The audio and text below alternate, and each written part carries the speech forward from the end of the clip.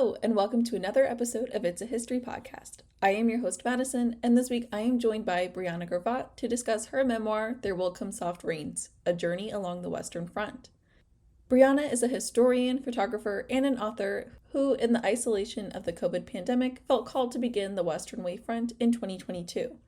To honor the history of World War I, she walked along the front, traveling more than 500 miles in 36 days. So with that, let's get right into today's conversation.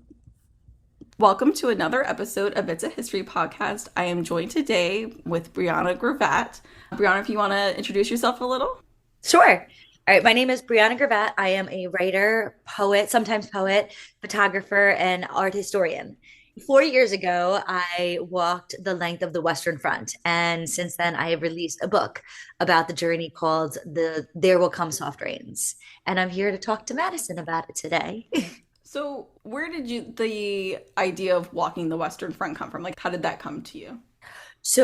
It was actually in the middle of the night. And it wasn't that I woke up and I had this aha moment. I was doing what most people that can't sleep now do in the middle of the night and scroll aimlessly on the internet. And one of these explorers that I follow, there was a comment about the Western Front Way. And this is at the tail end of COVID when everything was starting to open up again. And so someone was like, I saw a comment by the Western Front Way. And I'm like, what is the Western Front Way? And then I clicked on their profile and I saw this beautiful map. And it was these pastel colors, these blues, these yellows, these pinks. And it was this map of France. And my heart just opened up. And I just thought, I have to do this. I have to walk this. And it was almost like a calling. It was almost like the universe was saying, no, no, no, yeah, go do this. Go walk the Western Front and learn history, share history, teach history. That's awesome. As I was reading through your story, I really enjoyed how when you were on the Western Front, like you were walking, you made it more about the soldiers themselves, like the everyday people. Very rarely did you mention anybody in power. It was mostly about the people. And I think that as you go through the story of yourself walking through the front, that you really focused on the people. So with that, as you made the decision that you were going to go to the Western Front, what was the timeline from when you decided to go to getting there? So the timeline was I found out about the Western Front about this time of year, March or April. And I had made the decision then. And then I just got there 4 months later in August. So the timeline was, okay, I decided to walk the Western Front. I read all of the things that I could possibly read in that period of time. And I booked my ticket and I just bought a tent and a sleeping bag and decided and went. So there really wasn't I played around with the maps and the GPS and the route that I'd want to take and what I'd want to say. And then the reality of, no, no, no, you're on your 2 feet. Like there's only so much ground you can cover. So it got a little bit more streamlined as the date approached. But it was really just 4 months from I'm doing this to I'm actually doing this. That is a very quick turnaround, especially for international travel. Well, I had miles and like a flight credit and stuff, Mm-hmm. and any chance I can get to France, I'm taking it. So, I mean, obviously, like I funded it and I worked really hard, but like at the same time, it was a trip I had to take. So you just mentioned that you got like a sleeping bag and a tent. So a lot of this is time that you were alone, walking miles a day, and then just when the day ended, when the light started to go, you would just set up and camp. Do you want to talk a little bit about some of your experiences with that? Yeah, sure. So the first day I was like, oh my gosh, I have my tent on my back and on my sleep bag. Like I've chosen to do something absolutely wild. And then you walk for hours and miles and everything. And I would start out early in the day. So usually I would walk from like 8 o'clock to maybe 3 or 4 o'clock in the afternoon, because by 4 o'clock, you're just like, that's enough. I would set up a tent anywhere along, like you can camp wild, they call it wild camping, or you can camp in France like that as long as you're not leaving a trace. So I would just find a good little recess in the woods or in the forest or in a field and set up my tent and stretch and hang out and eat some food. And then as soon as the sun went down, I would try to go to sleep and do it all again the next day. for this trip, how long were you, like, from the first night that you were there until you reached the end of the Western Front? 36 days. Yes. But I didn't camp out every single night. I stayed at Mhm. hotels too because, you know, why wouldn't you want to sleep in a bed and have a shower? Yes. So it was a little half and half. So it was half hotels, half of camping. Okay, I think that's a pretty good balance Yeah, no, definitely. And I mean, I needed to drink water and wash my clothes and, eat French food. yeah, I mean, you were in France. Of You course. might as Oh, well. yeah, and drink French wine too. Yes. So 36 days and you walked, what would you say, like 14, 15, 16 miles a day? Yes, about that. Yeah. So anywhere, generally, like, yeah, 14 to 16 miles a day. That's a lot of walking.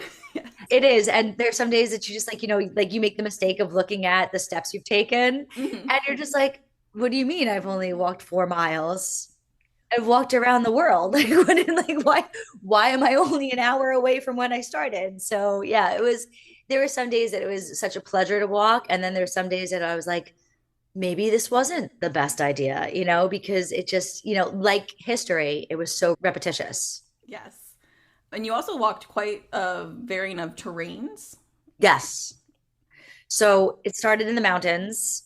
You could start the Western Front anywhere, really. Like you can pick even the battlefields and say you wanted to walk a lot around the Somme, and you can just do like concentric circles and just go to different pockets of where the battle took place and everything. So you can choose that kind of stuff. But I chose to start in the mountains of the Vosges, which are not like an extension. It's almost like foothills, Mhm. but they're still mountain. They're like the Appalachians, Mhm. but it was beautiful. And then I went through the forest of Verdun. So I started in the mountains and then went through the forest. And then you go start along the canals. So that's when the north of France starts to get a little more flat and industrial and then leads into Belgium. That part wasn't as exciting as the beginning. When in the beginning, because when you were explaining I don't know, kind of just like how you were feeling, like in the woods, like in the mountains, like just to keep going. Like I don't know, it was really enjoyable to read your experience of going through that and then discovering little pieces of the war, of walking the Western Front. I really enjoyed how you included pictures in the book of various things that you saw while you were walking. There was one picture specifically, the tree with the barbed wire around it. Like I Ah, actually, like I was like, I don't know, it made me feel something. I don't know what it made me feel, but just seeing it, I was like, I don't know. It just made me feel something about that it's still there like that. no, it's so interesting because I think a lot of people, I think we look at war and we think about it that once that final date comes, that war is over. And that's not the truth. War doesn't just end because grown men decide that after 4 years of atrocities that it's over. So it to come across that kind of stuff was just that's what gave me the most pause. Like going back to talking about the soldiers, the generals, you could talk about all of the generals in the war and all of their experiences and all the things that they decided and everything. But at the end of the day, it was the soldiers that saw that day after day after day and had to live with those stumps of trees wrapped in barbed wire and other terrible things that were wrapped in barbed wire. And it made it more real and raw. Yeah, I especially since, like, in the US, we don't really have a lot of like remnants of war in our, like, where we live. Like Yes. we don't see that. Like in Europe, there's, World War One happened over 100 years ago. Mm. Like, and it's still there. Like the scars of World War One are still in the landscape. They're still in the buildings and the architecture.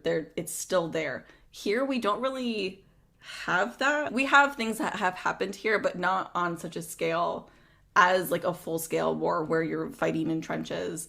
We have the Civil War, but it's not, the US is so big, so we don't see it every day. Like if you're in North Carolina, South Carolina, Virginia, like you're there, you see that kind of stuff. But here in Florida, I don't see too much of stuff like that. It's not No, something that we see all the time. it might be like Spanish forts and everything, like remnants of the Yeah. like colonial empires and stuff like that. But even then, it's kind of all built up in a different way. Yeah. So, and then It's also like more become a touristy thing now than something that it's just in our lived experience. and like for the tribes that were in Florida for the longest time, they were very nomadic.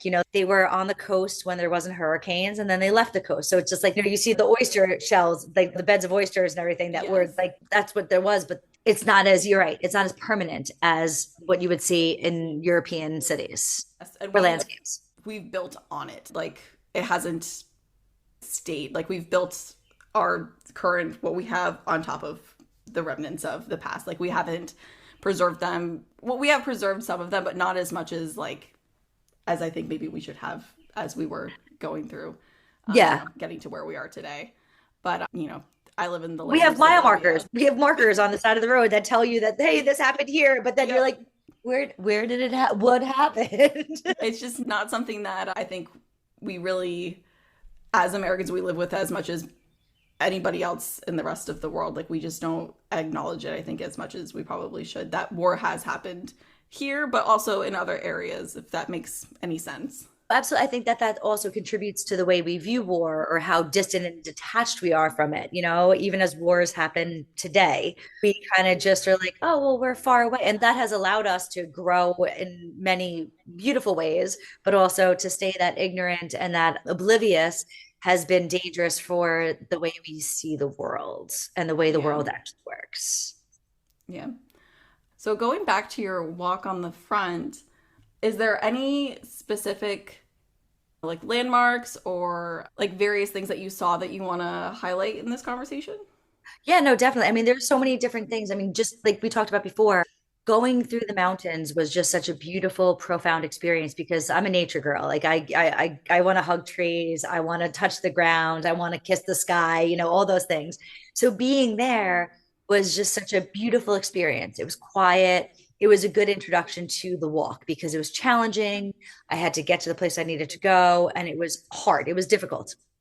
So like the mountains itself were so beautiful because you're in them and you stay in them for a couple of days, and then you start to stumble upon civilization a little bit more. You go through small towns, and then you go to bigger towns, and you're like, oh, there's like a world out there.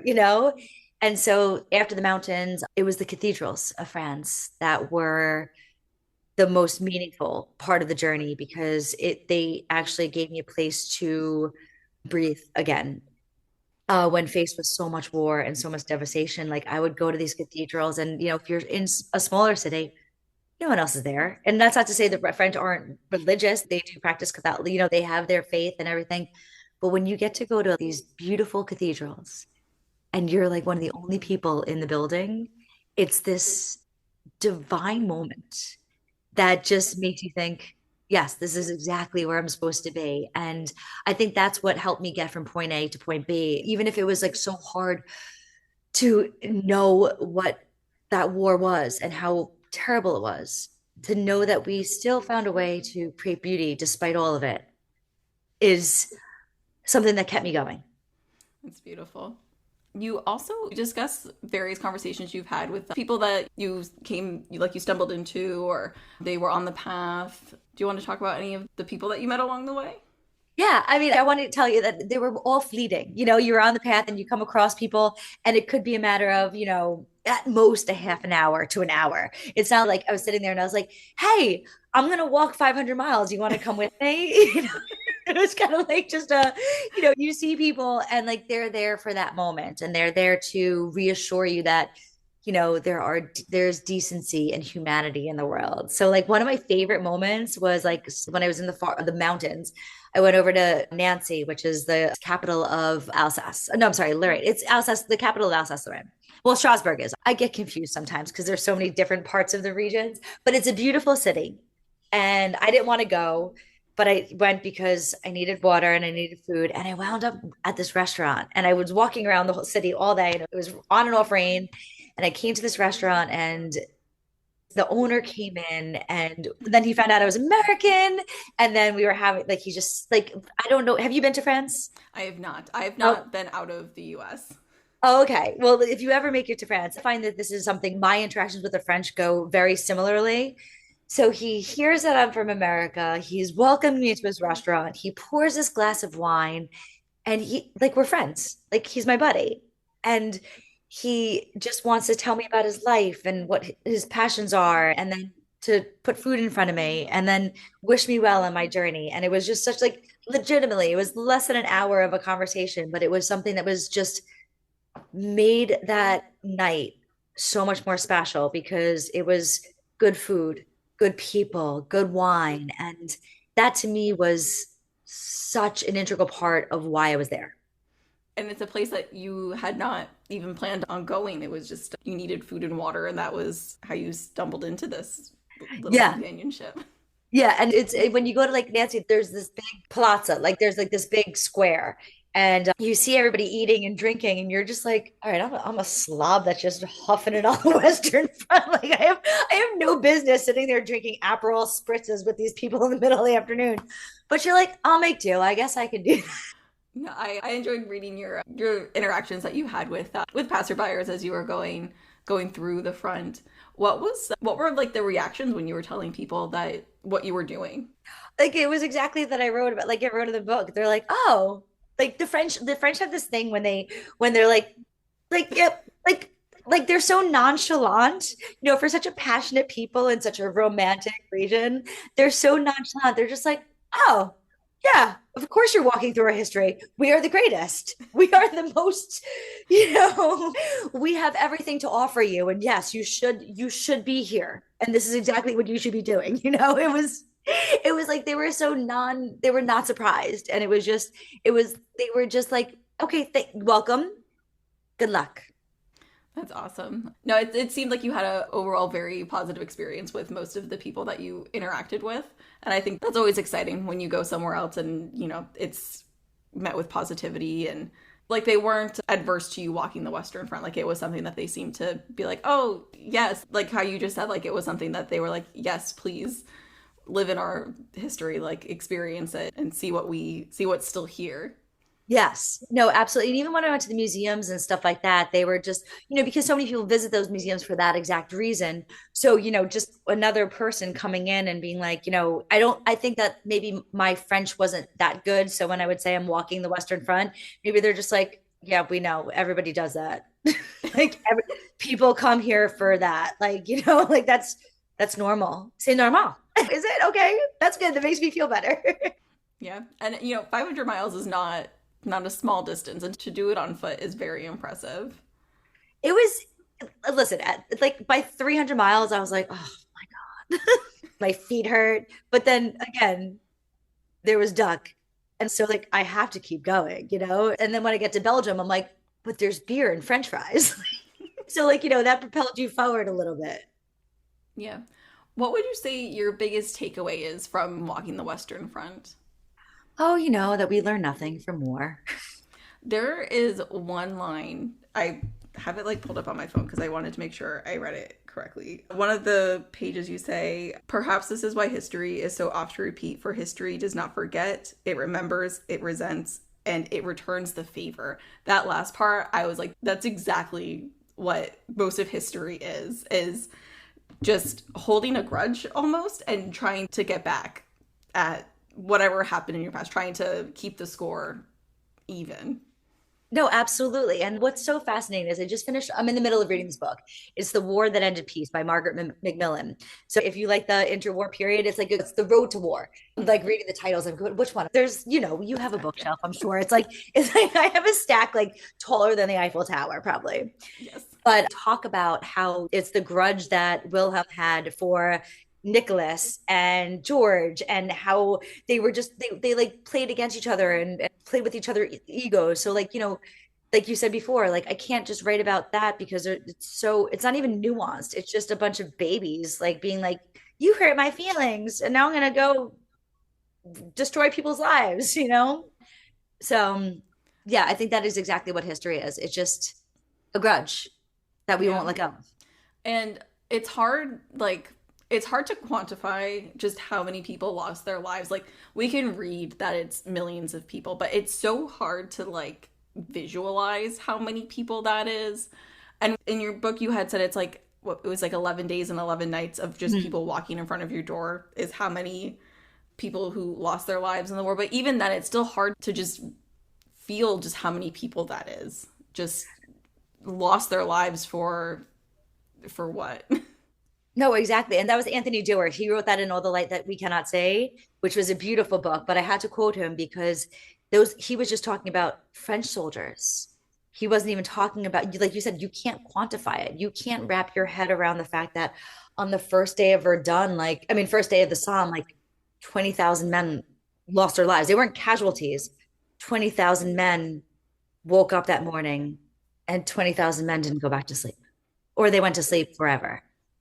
You go to a football game, if you go to football games and you're like, that's, over the course of it, it's three stadiums full of people by the Yeah, end I of a was battle. when I was reading, I was thinking, I was like, well, my high school had like 1,000 kids in it. I'm like, that would be like 20 of my high school. Just thinking about how many people I saw every day, and that would only be like 1/20th of what was lost on just like one day. Like Yeah. it's so hard to like really feel that magnitude of people. And then when you think about it, when you expand from it and think about how they have brothers and sisters and mothers and fathers and wives and children other places, so it's like this insidious experience. Like it just, not only do they lose their lives, which is a tragedy, but so many people lost that person's life. Yeah, it's not just your life being lost. It's the connections you've made throughout your life that you have lived. It's devastating just thinking about how many people have lost their lives in wars, just even from like World War I to now, just people that would have been that we would still be connected with. Like my grandma was born in the 1930s, so like her parents would have been around during the World War I time period, and like we're still kind of connected to that time period. Like it still feels like some like a path that you can follow back. Stories of the people who lived during that time. Yeah, no, absolutely. And like even like I don't know about in Florida, but like the other day, one of my friends, I was like, we were just having a regular conversation, and she's like, "Yeah, I'm part of the DAR, the Daughters of the Revolution," and she's like, "My family can go back to that," and I'm like, it's wild to me that you can trace that people can trace their families back, like it's just that, and then how they can relate it to what wars they were experienced. Yes. No, my grandma's parents on my mom's side, they're 100% Italian, but I don't believe they were first generation Italians in the US. I think they had been here little bit longer. But my grandma on my dad's side, her mom was from Ireland. Like they had come over, like she spoke Irish. Like that was Mm. Gaelic. My family has not been here super long, like just like the beginning of the 20th century and on. That's the same with my family too. Like my family came here right at the beginning of the 20th century, and they were too young for World War I, but not too young for World War II. So like my grandparents fought in World War II. So it's like it's interesting to, what did, and then also thinking about your Irish family, Mhm. what were they escaping from? And even the Italian family, like especially if they came from the South, like a lot of Italian immigrants did, were they escaping from like the rise of industrialism, and even like they were here before fascism. So thank God, Yeah. World War I didn't happen in a bubble. There was so much that was building up before that, and then there was so much that happened after that that contributed to World War II. That like you have to follow it. You can't follow it linearly. Is that a word? I'm a writer and I I think don't. it's close enough. Yeah, yeah, whatever. Close enough to a word. You know what? Let's just make up words. Why not? You can't follow it in that way. But like, how do you make sense of it? Yeah, when I like try to, contextualize like where things are, I kind of in my head like kind of have like little like orbs of like time that like kind of like intersect that they like this kind of like World War I is like maybe like one orb, but like there's like different things that are like intermingled with it in my brain, like this leads to this, which leads to this, but we can also just look at it as like its own insular thing, but we have to also look at how it connects with the broader picture. It's Everything is connected, and we can't just look at it as like one finite little time in history. It is something that has affected everything up until today. Like because of this is how we are today. And that I think that we especially as Americans, overlook World War I because of that. We don't see, yes, we were there for 18 months and everything, but it also changed the way we were seen in the world and our position in the world. And then we don't look at it like the decisions that were made with the Treaty of Versailles had affected Germany throughout the 1920s, 1930s to give rise to the fascism that ruled during World War II. I think that World War I is so important, even as Americans, to look at and to study and to understand. Because if we don't look at that, then we're just going to keep on, again, what we were talking about before, repeating. the same mistakes and holding the same grudges. And instead of being like, okay, this happened to me, so now I have to do it to somebody else, it's like, well, what happened to everybody? So does that mean, like, that whole eye for an eye makes the whole world blind? Do Yeah. we are we going to move beyond that one day or no? No, and I think with war, especially these large scale wars, like they they're kind of just like in the memory of the land. Like it's just something that like when you're there, like you can feel a little bit more. Like when we went to Savannah, Georgia a couple of years ago, and just sometimes like now Savannah is kind of built up, but like there are some areas where like you can you can just kind of feel it, if that makes any sense. Like what's happened, like you can feel it like when you're there. I lived in Savannah on and off for 10 years. I Mhm. have to tell you that it creeps into you in the most dark way. Not like that sounds so dramatic, but there is such a darkness there. There's such a heaviness. And it's a heaviness in so many different ways. And it's, in a lot of ways you can romanticize it and be like, oh, it's beautiful, it's haunted, but it's also haunting. So, like, yeah, you're right. Like, you can feel that, that there was so much movement of people and slavery. And so it's almost like that land holds that story and it suffocates you. Yeah. And I hate to say that because it is beautiful, but I have no love lost for that place. And I felt that every day. And it was hard to live there after a while because you just can't move beyond it. Or it Yeah. hasn't been like the land remembers so fiercely and so ferociously. You kind of get like it's like a black hole. Yep. And even coming from, because like I live in Florida and where I live is very, it's just now starting to get like built up. Like it's a lot of new developments, a lot of new like shopping plazas. It's a lot of new. Like there's not a lot of things that have been here for a while. Like we have our pockets of where things have been here for a while. But going from like being in like these communities that have been around for maybe 20 years to when I go visit my family up north in Rhode Island and to be in an area that's just been lived in, like with so many people. Not to say that people have not lived here forever, but Florida was not very populated for a very long time. It's only recently that we've started to have as many people as we have here today. But to go to places where there have been people that have been there in mass for such a long time, you can just like feel everybody who's been there. But there's also like a settling feeling as well, because maybe there's like more open space, there's more like change in the landscape and everything. But if you ever make it over to Europe, it feels like you feel that way. So it's like and I read about this in the book too, that it's not just like you don't just traipse through the Western Front. You're going through other periods of war, the French Revolution, the Franco-Prussian War, World War II, all of it. And so it's like you get a sense of place and a sense of time, but also how it all like does all come together, like you were just saying. I really enjoyed reading this book. It took a different approach to what maybe just like a regular nonfiction about the Western Front would be. It made it personable, it made it lived in, something that instead of just being like raw statistics, it was you know, just being there thinking who was here, who died here, how did they live here. It just really brought something different to my mind about the Western Front than I have had previously. Thank you. That was my goal. It was not just, you could read books, like we said before. I have a whole pile of them. And I like the ones that tell a story within the statistics, where you're not just bogged down with General French did this, General Haig did this, Frankenfall. Like, if you get a list of all these names of people that were generals and leaders during World War II, World War One, you're like, I've never heard of half of these people, and it's hard to keep up. So yeah, it was just I wanted to approach it in a very humanities based way. Yeah. I wanted it to be literature and art and people, the things that make us, the things that hold us together. Yeah. The things that make life worth living. Yes, yes, absolutely. Yes. All right. Well, is there anything else you want to talk about regarding your book before we wrap up today? No, I feel like we covered a lot. I just want people to read it and share it and learn something from, not even learn something from it, but like listen to a different story and a different way of being told.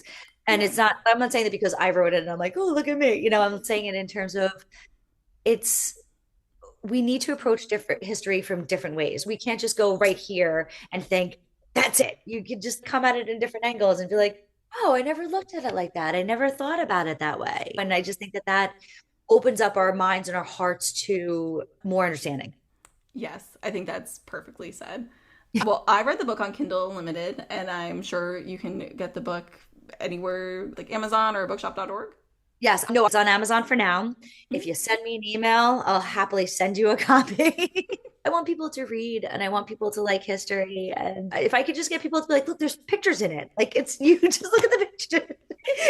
Just get it for the pictures. I do highly recommend reading because it is a different approach to World War One history, and I think it's something that just adds to our understanding of what happened during that time period. Yeah, thank you so much, Madison. This was a pleasure. Thank you so much for coming on. Definitely. Hope to do it again one day. Thank you again to Briana for coming on to today's show. I will be including a link to where you can find There Will Come Soft Rains, A Journey Along the Western Front in the description of today's episode. And thank you for listening to this week's episode. If you liked what you heard, head over to Spotify or Apple Podcasts and leave a review. If you have any questions, comments, or topic ideas, you can email me at itsahistorypodcast@gmail.com.